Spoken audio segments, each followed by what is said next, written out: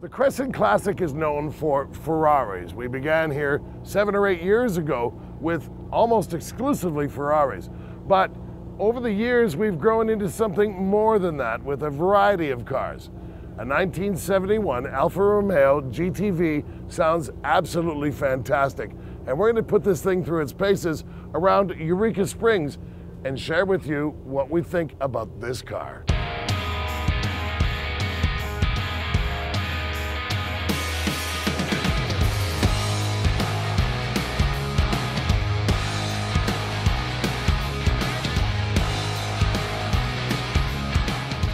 You have to understand that in 1971, it was a completely different time and space.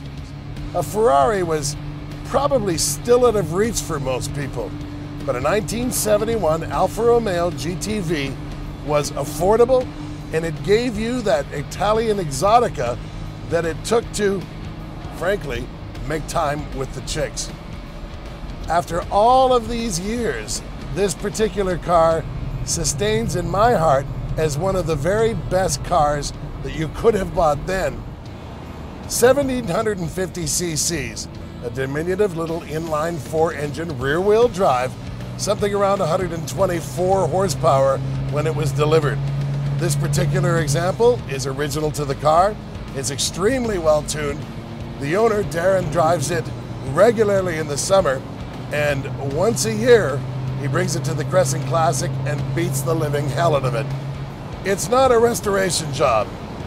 He's changed the color from silver to this brilliant orange. He's also put on 16-inch mini lights with Bridgestone tires. The steering wheel is a Momo aftermarket, so it's not original, and it matches the wood on the dash. It's the perfect steering wheel for this car. The shifter is mounted in the middle of the console. That is unique to Alfa Romeo. And the driving position, as you can see, basically puts you in a position where you have to drive like an Italian. Arms out, head back, and go for it. But the brakes themselves are all non-vented rotors, 4-wheel disc brakes.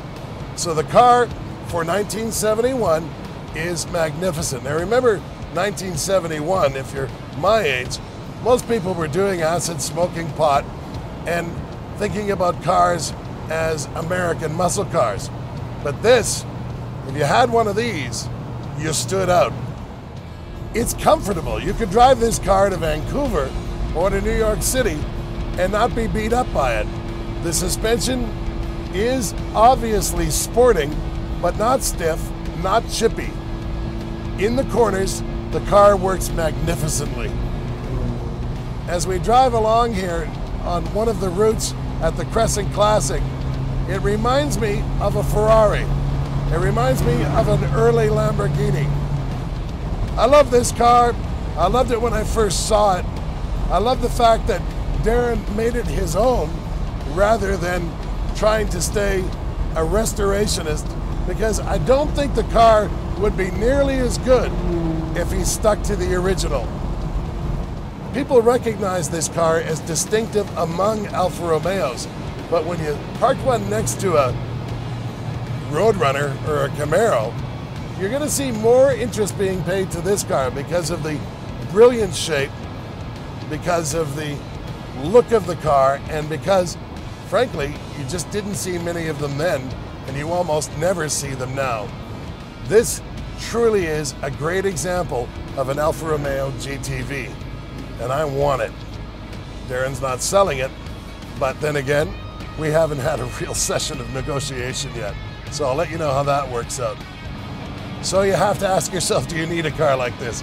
No, you don't need a car like this. But if you saw one, you'd buy it immediately. Do you want a car like this? Take it from me.